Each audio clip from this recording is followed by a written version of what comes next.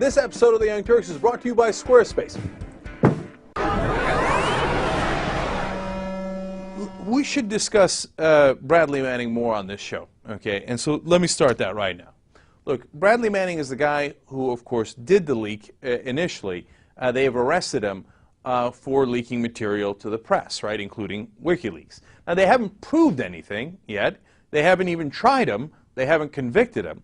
But he's in maximum security prison, sitting in isolation for 23 hours a day. Now, most experts in the field believe that is, at the very least, cruel and inhumane treatment. We reserve that for our worst criminals, the ones that are in the supermax in Colorado after they've been convicted. 23 hours a day, the psychologists are worried that that literally will make almost any human being go insane after a while. Do you know how long Private Manning has been sitting in 23 hours a day isolation? 7 months. He hasn't even gotten a trial. By the way, do you want to know why they're doing it? Okay, it's not like, oh, golly gee willikers, we didn't get around to bringing up charges against the guy that is at the top of their priority list. No, it's because they want to, in a sense, and now some experts in the field and human rights organizations are beginning to call it what Glenn Greenwald has written about. They want to torture him until he breaks. So what is the result of that? If he breaks, what happens? Well, they're not interested in Manning. They're interested in Assange.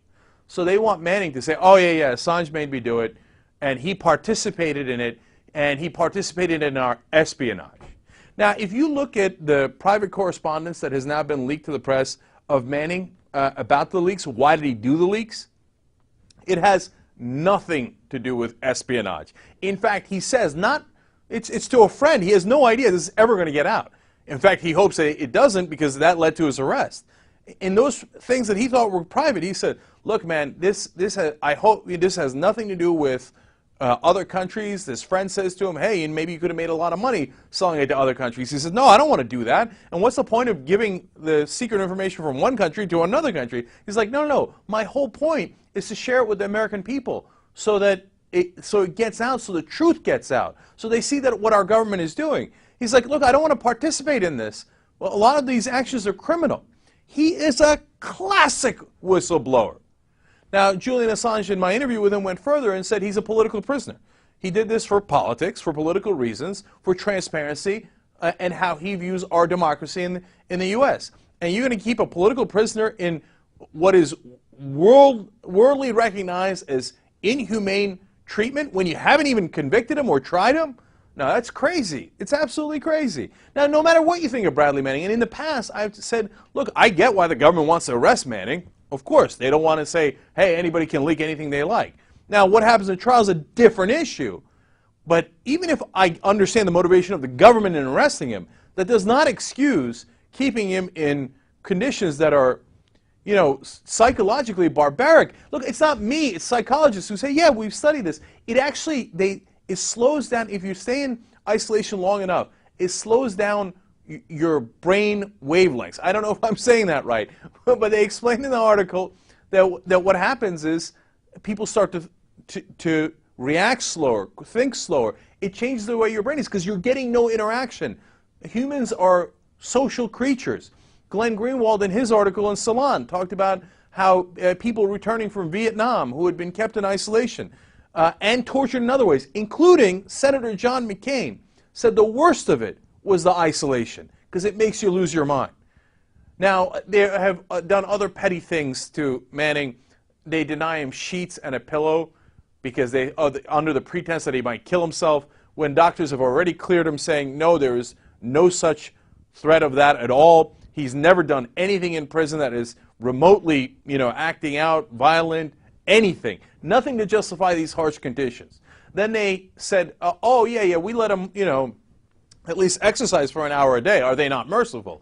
Well, it turns out they said, well, no, you can't even run. You can't even do that. What you can do is you can walk in circles for the whole hour, and that's it. And that's your interaction. What have we become?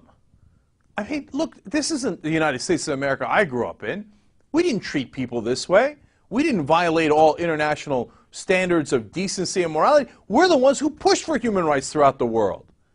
Now, we didn't always live up to it. I'm not naive, right? But to do this to our own citizens when they haven't even been tried, it's grotesque. And why I keep bringing up the media is because in the old days, and I'm not that old, but I still remember a time when the media would have flipped out over this, that it would have been a big deal. Now it gets brushed under the table, like, oh yeah, Manning's basically getting psychologically tortured. Who cares? Who cares? Yeah, enemy of the state. How come he called him a terrorist or something? Why haven't we executed that guy? The government told me it was okay.